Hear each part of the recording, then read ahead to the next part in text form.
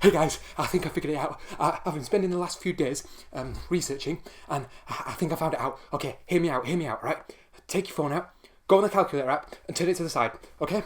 Now, type in the square root of 2, okay? You should get 1.414215673474923, okay? Shut up, I'm not crazy! Okay, so now I want you to cube it, okay? Cube it, okay? Now, divide it by 2.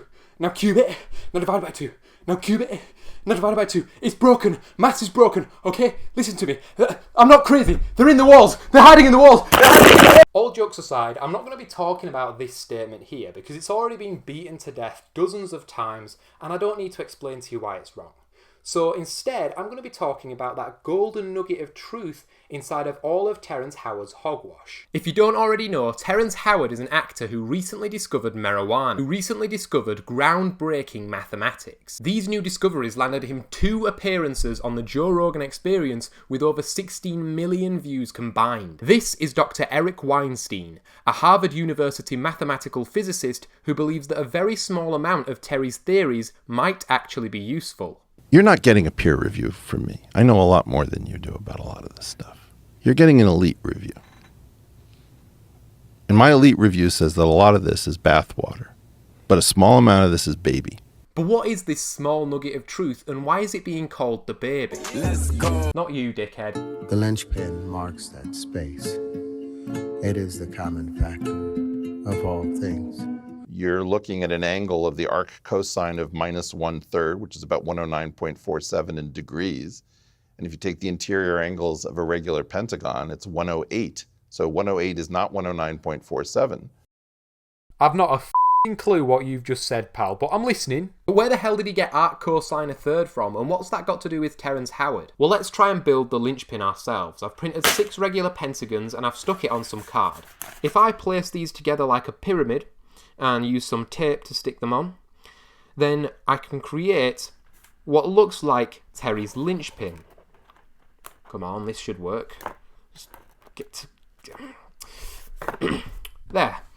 Terry's linchpin. The reason why this doesn't work is because these center angles aren't exactly correct, which creates this 3 degrees of error here. If I take the real linchpin and cut out all of these sticky out bits, just leaving the edges that are stuck together, I end up with a tetrahedron split into 4 equal segments. And you'll notice that this pyramid fits into each of these 4 corners of the linchpin. So the linchpin at its core is just a tetrahedron split into 4 equally sized triangular-based pyramids.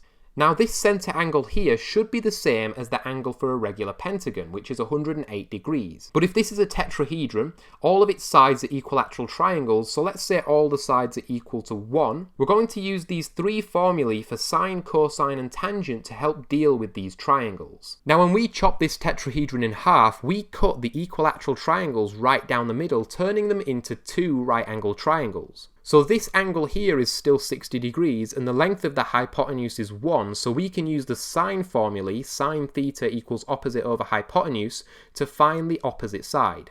This means that the opposite side is equal to root 3 over 2, and it's also the same for the bottom face. Now let's look at the new face we've just created. If we draw a line from the midpoint of the side with length 1 to the opposite corner, we can make 2 right angle triangles. Now we can use Pythagoras' theorem to find the missing side is equal to 1 over root 2. Now if we put the tetrahedron back together again, the centre of the tetrahedron can be found by intersecting this line with another line that also connects the opposite edges, so the length of this line will also be 1 over root 2. Now if you look from a top-down view, you can see that these lines intersect at exactly halfway through. And that means that this is half of 1 over root 2, which is 1 over 2 root 2. We're trying to find this angle here, so if we split this isosceles triangle into 2 right angle triangles, we can now find the length of the adjacent side using Pythagoras' theorem, which is root 6 over 4. Now finally we can find this angle here using the cosine formula. Let's call it A, so cosine A equals the adjacent side over the hypotenuse, which is equal to 1 over 2 root 2 divided by root 6 over 4, which is 1 over root 3. So finally, to find a on its own, we just need to take the arc cosine of both sides, and you should get that a equals 54.74 degrees. But that's half of the angle that we're looking for, so we have to multiply it by 2, and we get 109.48 degrees, which is not 108 degrees. This 1.48 degree error is what the linchpin is built off of, and this is why the linchpin isn't actually a regular shape, and this is also why Terrence was able to claim it as his own. While the linchpin isn't made up of perfect pentagons, it still has some uses. For example, 3 years ago, Terry made a competition where he would give someone $25,000 for building a linchpin drone. 3 people actually did this and built the drone and won the money. It just goes to show that you don't need to know even basic maths to contribute something to engineering. Click this video now if you want to see more, and f*** off.